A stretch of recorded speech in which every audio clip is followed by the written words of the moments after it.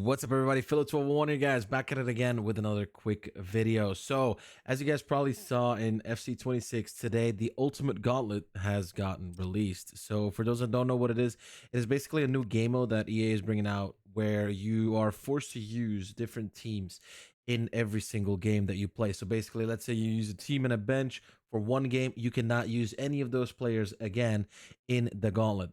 The first one was a 3 round one, which basically means you need 3 full teams with 3 benches. If you use super subs or whatever, that's up to you to obviously decide. But first try, we did get the 3 wins that we needed. But I just wanted to give you guys a quick, how should I say, like a quick tutorial or a quick idea of like how I did it, how I think you should try to do it, and you can try that as well. And hopefully, you guys get some more wins during that. Okay, so first and foremost, as I said, you need 3 different teams. So whenever you get into the squad selection or select squad menu, it will basically let you choose whatever you want to do. So for example, 12-1 FC is my main team that I want to use, and that's also the one that you're about to see on your screen right here. This is my pay to win team. I know, for everybody thinking like, how the hell does he have a team? I uploaded up FIFA points, right? So don't worry about it.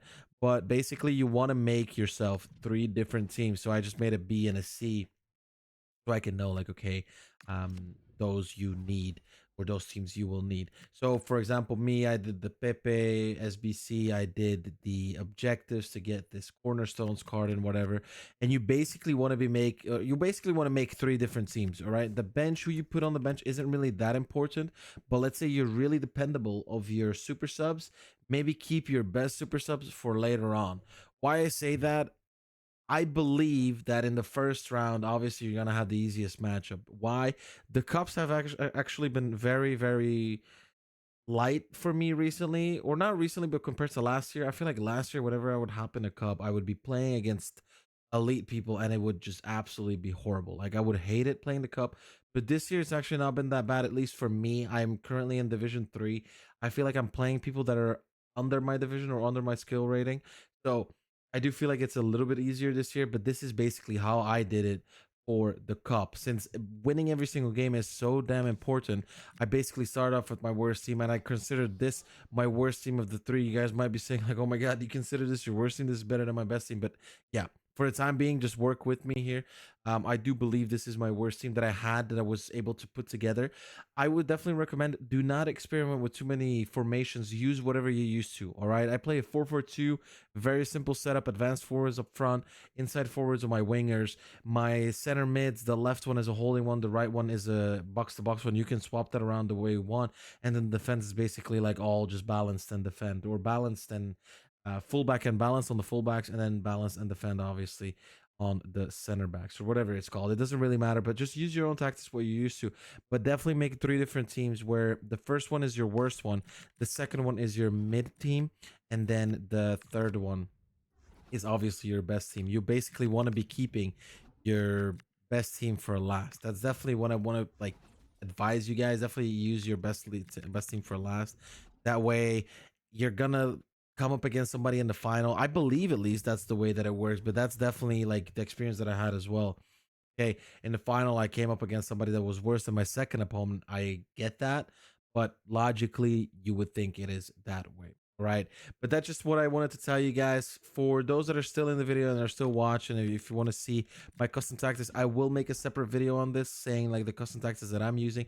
But basically, here you can see it. You have a ball playing keeper. That's at least what I'm using with the Raya right here. Then my fullbacks, as I said, they're on balance. My center backs, they're both on defender defend. My wingers are just on inside forward and balanced. I haven't really messed around with attack. I don't think it's really necessary. You kind of need your wingers to build up. So I think that's quite nice.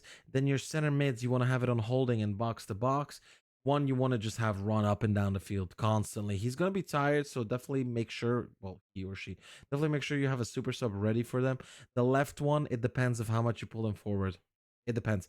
Riato, for me, for example, she gets quite tired because I do a lot of 1-2s with her as well. So she comes up forward as well. Like she has the stats for it, so I don't really mind. But yeah, and then your strikers, you just want to have it on advanced forward and attack. You see, I'm using Chabumkun and Pina up there, so that's perfectly fine for me. All right. But guys, good luck with your ultimate gauntlets. Today or tomorrow, or not today, but tomorrow I should be making a new video explaining some custom tactics that I've used. It's basically a mix between 2 or 3 formations that you guys can fiddle around with. It strongly depends of how you play and where you need extra support.